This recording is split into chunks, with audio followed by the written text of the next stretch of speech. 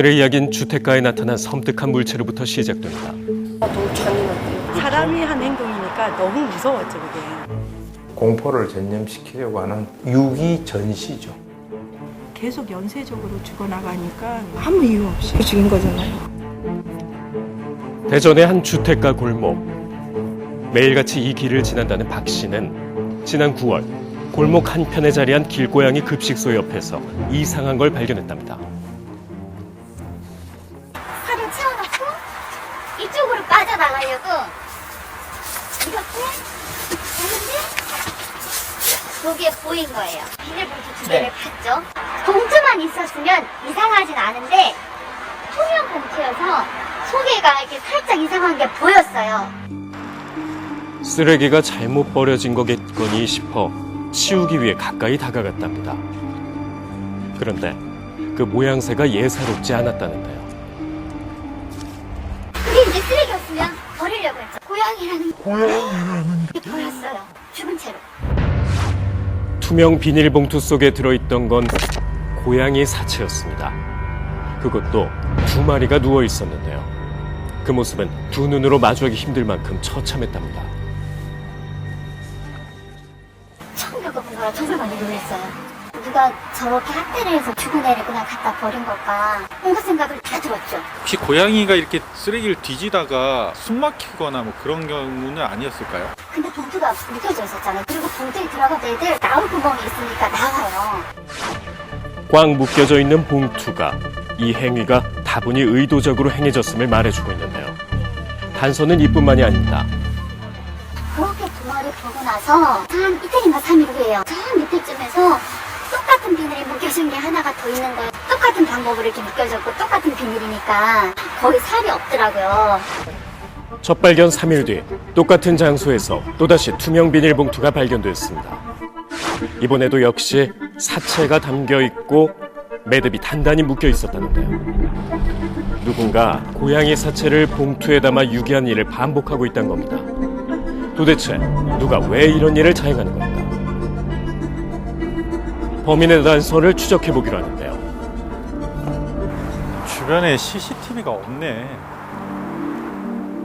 하지만 주택가라 CCTV가 많지 않을 뿐더러 그나마 설치되어 있는 CCTV는 유기 현장을 비추고 있지 않은 상황.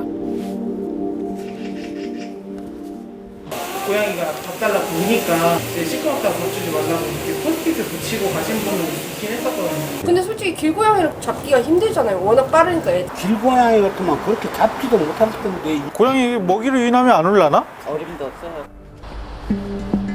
길고양이를 향한 양심 표출이라면 길고양이를 어떻게든 잡아 범행을 저질렀을 텐데 그게 여간 쉬운 일이 아니랍니다.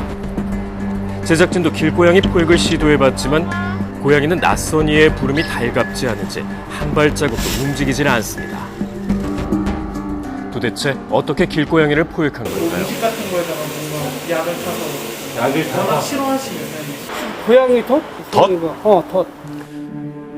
몸이 상당히 날른 길고양이를 잡기 위해선 녀석을 무력하게 만드는 약 또는 옴짝달싹하지 못하게 덫을 이용했을 거랍니다. 하지만 어떤 단서도 발견되지 않아 단정할 수는 없는 상황. 그런데 그때 제작진에게 새로운 정보가 전해집니다. 9월달에 봐서 그때로 끝난 줄 알았더니 1월달에 살봉지가 보이니까 발을 뒤지니까 또 살봉지가 더 나왔던 거고 이미 미이라가 돼 있어요. 말라 있어요. 끝날 줄만 알았던 고양이 사체 유기가 4개월이 지나 다시 시작된 겁니다. 똑같은 장소에 다시 놓여진 봉투들. 이번엔 새끼 고양이 4마리였습니다. 첫 번째, 두 번째 유기와 동일하게 매듭진 투명 봉투 속에 담겨 있었습니다. 범행 대상, 장소, 형태까지 상당히 유사한 세 사건. 심상치 않음을 느낀 발견자는 경찰에 신고해 부검까지 진행했는데요. 뭐 약물이나 그런 검사도 진행이 됐었을까요? 네, 다 하죠. 그거는 이제 부검할 때 약물 반응 같은 거 다 하죠. 약물 반응은 나왔어요, 혹시? 아니, 안 나왔다니까요.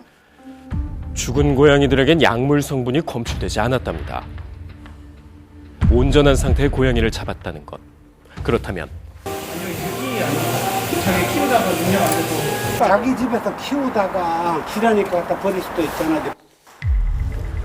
포획하기 어려운 길고양이들을 특수한 방법을 사용하지 않고 잡았다면 본인이 기르고 있던 혹은 사람의 손을 탄 고양이들을 대상으로 한 범죄는 아니었을까요? 만약 집고양이라면 반려인의 정보가 들어있는 반려동물 등록칩을 통해 범행 정황을 새롭게 추적해 볼 수 있을 것 같은데요. 강아지는 법으로 등록을 하게 돼 있어요, 지금요. 아마 고양이로 좀 있으면 확대되지 않을까 싶긴 해요. 아, 지금 그럼 현재는 고양이까지는 아닌 거예요? 그렇게 알고 있어요. 유기 사체에선 등록칩이 발견되지 않았습니다. 하지만 부검 결과에서 중요한 단서를 얻을 수 있었는데 검출된 건지 파고바이러스 검출됐다 그러더라고요. 그래서 범백혈구 감소증이라 그래서 전염성이라 한 밥자리를 다 걸려요, 애기들은요. 집고양이가 뭐 보통 실외에 나가 접촉을 하면 걸리겠지만 실내에만 있고 예방주사되면 안 걸려요. 길냥이인 경우가 높죠. 약 5달 동안 영문도 모른 채 같은 모습으로 죽음을 맞이한 7마리의 고양이들. 범인은 무엇 때문에 이런 잔혹한 범죄를 몇 번이고 반복하는 걸까요? 유기 전시죠. 그걸 남들이 쉽게 인식을 할 수 있도록은 본인이 투명 비닐봉투를 선택을 한 거야. 사실 이 사람은 이런 행위를 하고 싶은 그 대상은 고양이가 아니라 동물 보호 단체에서 일하고 있는 사람들인데 부담이 너무 이제 크니까 약한 동물을 대상으로 하는 거니까 인간들과 이 동물을 갖다 동일시하는 거예요. 9월달, 10월달, 1월 4일이니까 이건 한 2달 이상 되잖아요. 또 나오겠죠. 범인의 공격성은 고양이가 아닌 사람을 향해 있을 가능성이 크다고 합니다.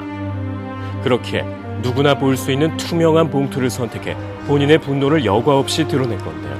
한시라도 빨리 범인을 잡아야 하는 상황. 24마리의 고양이가 죽었다는 그런 어디에서? 지역은 파주라는 걸 알고 있고 큰 사건으로 아는 거예요. 여기도 4마리였잖아요. 네. 대전에서의 범행이 잠시 멈췄던 지난 12월 경기도 파주에서 길고양이 사체 4구가 잇따라 발견되었습니다. 동일범이 활동 반경을 넓혀 범행을 저지르고 있는 걸까? 어디요?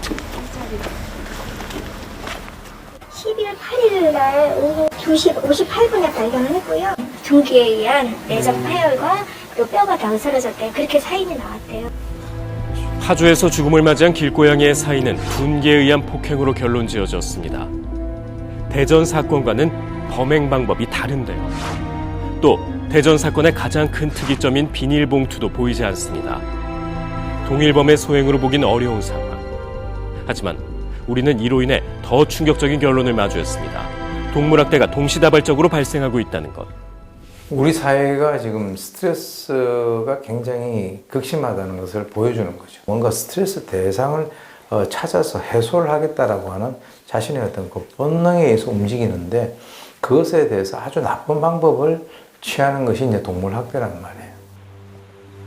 매년 동물학대 신고 건수는 수천 건에 달하고 그 수는 증가하고 있지만 실제 재판에 넘겨진 건 단 3%에 불과했고 그중 구속 처리된 경우는 0.1%밖에 되지 않았습니다. 그냥 관념적으로 사람을 살해하거나 사람을 공격하는 것보다는 동물에 대한 것은 명백히 낮을 것이다라고 하는 인식을 갖고 있기 때문에 법원이 형량을 높여라 뭐 이렇게 말할 게 아니고 사회적인 묵인된 합의의 수준을 높여야 되는 거예요. 사회적으로 고양이를 학대해서 죽였으면 사회랑 경리를 상동화시켜야 돼. 위험한 사람이야. 이런 묵인된 인식이 있다 그러면요. 그때부터 실형이 나오기 시작할 거예요.